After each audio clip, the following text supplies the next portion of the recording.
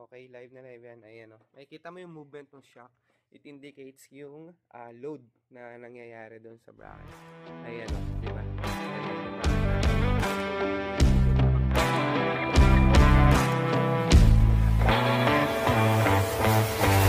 Pasado sa Dagundong.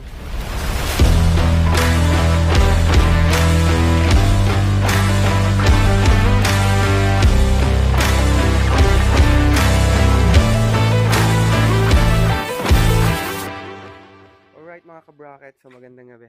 Okay, so today meron naman tayong ginawa na bracket para dito sa Mio Gravis version 1. Ayan o, Mio Gravis. Okay, so ang request ni sir yung stainless para sa Mio Gravis version 1. Eto siya guys. Yes, ayan o. Diba?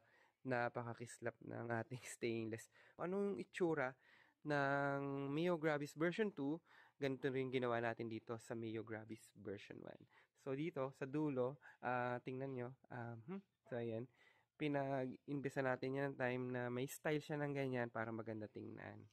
Okay, then dito sa ibabaw, ayan, so meron tayong trademark natin na top plate. Okay, then sa dulo yung ating may takip siya, tsaka syempre ating JCOM logo. Alright, so makikita nyo dito mga ka-bracket, oval tube siya. Okay, so isa rin niya sa mga signature natin na kung saan tayo lang yung merong oval tube na stainless. Okay, so sa market kasi ngayon makikita mo it's either rectangle or bilog na pinrest. So dito, ginawa talaga itong ating oval tube na stainless is talagang flat na sided na oval na siya.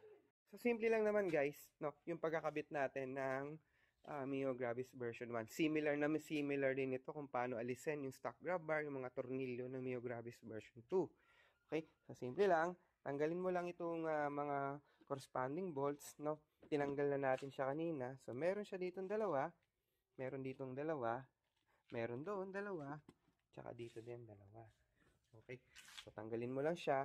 So, ang unique dito sa Mio Gravis, no? Siya 1 tsaka sa 2. Kapag kailangan mo ma-access yung stock grab bar, kailangan mo tanggalin lahat nung buong upuan at tsaka nung utility box niya. Okay. So, ayan. Meron na tayong clear access para dito sa handlebar niya. Okay, pagdating naman dito guys, meron tayong 6 na bolts na tatanggalin dito. Okay, so isa, yan, dalawa, tsaka dito. Okay, so tinanggalan natin siya kanina para makasave tayo ng time. Ayan. So ito yung sinasabi ko sa inyo kanina. Naka-dependent yung pairings dito sa bracket. Nakuha siya ng tibay doon para wala siyang kalog. Okay, so meron, at the same time, meron tayo ditong brace. Makikita nyo siya dyan. Dito kasi lalanding yung ilalim ng inyong upuan. So, pag umupo si back rider, so dito siya pupunta. So, may matibay pa rin siyang lalandingan. Then, pagka ganyan, pwede mo na ibalik yung inyong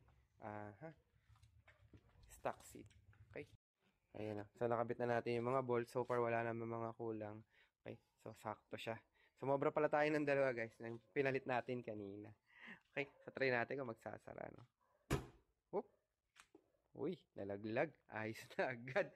So, ayan. Solid na solid yung pagkakalapat niya. So, tingnan natin yung gap dito, guys. Pakita ko sa inyo. Ayan yung gap niya. Okay. Sa kabila, ayan. May gap pa naman siya. Okay. So, tingnan natin yung kapit check. Ayun, no. So, makakapit check si back rider mo dito. Ang laki ng landingan ng kamay mo dito, guys. Magsasawa ka. At ang kagandahan pala dito sa flat oval, no. Ayan. Masarap siya kapitan. Unlike kapag flat bar lang. Okay? So, ayan. Try natin. Tingnan natin yung tagiliran check. Ayun, no? Diba? So, ayan. Makikita nyo, yung curve ng bracket is halos kapantay lang nung inyong upuan.